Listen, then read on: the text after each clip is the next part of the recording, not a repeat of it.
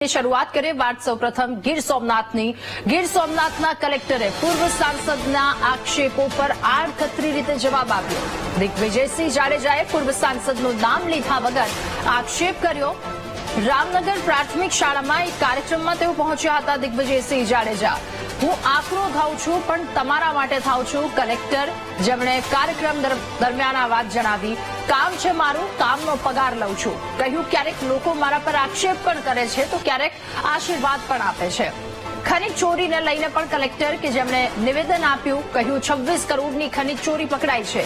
Lease ધારકો royalty ભરજો નહીતર તવાઈ થશે। પૂર્વ સાંસદ દિનુ સોલંકીએ પણ કલેક્ટર પર મોટા કૌભાંડના આક્ષેપ કર્યા હતા। કલેક્ટરને મોહમ્મદ ગઝની સાથે પણ તેમણે સરખાવ્યા હતા।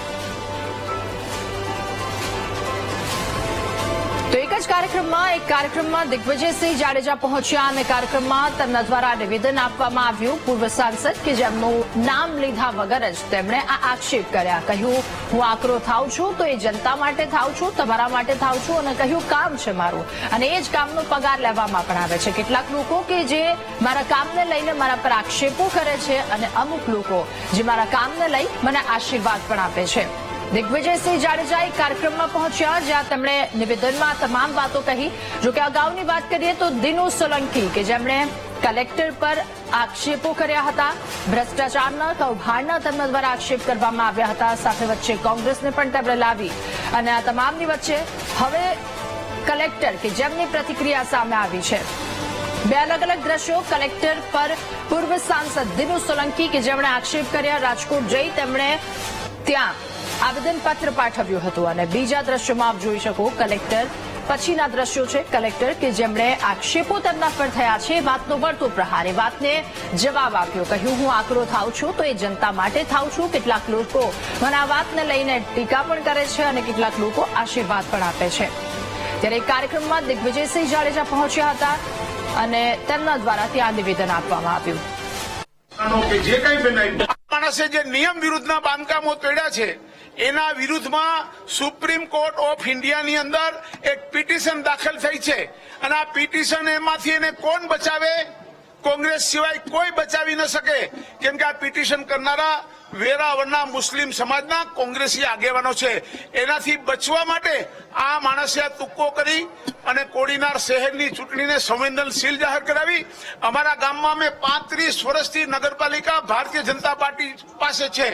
ભારતીય જનતા પાર્ટીની કામગીરીને કારણે કોડીનાર નગરપાલિકાના પ્રજાજનો અમને વારંવાર સુકાન સોંપી રહ્યા છે। આ માણસે જે નિયમ વિરુદ્ધના બાંધકામો તોડ્યા છે એના વિરુદ્ધમાં સુપ્રીમ કોર્ટ ઓફ ઇન્ડિયાની અંદર એક પિટિશન દાખલ થઈ છે અને આ પિટિશન એમાંથી એને કોણ બચાવે?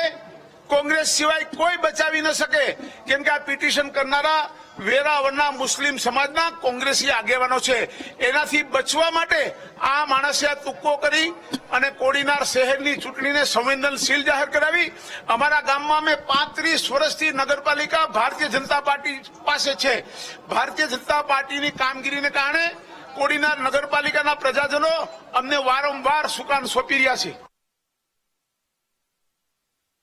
અને આકરો થાવ તમારા માટે, મારું કઈ એમાં આવું નથી, તમારા માટે હું પગાર લઉં છું સરકારનો તો મારી ફરજમાં આવે। હું કઈ ઉપકાર નથી કરતો, ઘણે કે સાહેબ બહુ આમ ભાઈ સાહેબ નું એનો પગાર લે સાહેબ એટલા અમે કરી। આ તો અમને કુદરતી એવી આપી છે કે પગારે મને આશીર્વાદ મળે। બે વસ્તુમાં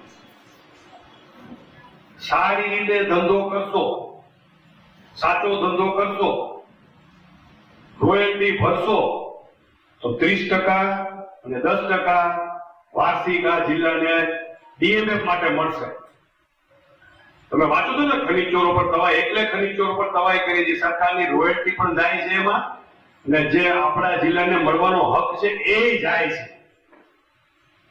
તો તમને આજ ખબર પડશે, આજે ક્યાંક 18 કરોડ ને ક્યાંક 7 કરોડ ને ખનીજ ચોરીઓ હજી આવા ખબર એટલા માટે 26-27 કરોડના 30% ગણો એટલા થાય 7.5 કરોડ થાય ને તો 7.5 કરોડમાં કેટલા કામો થાય?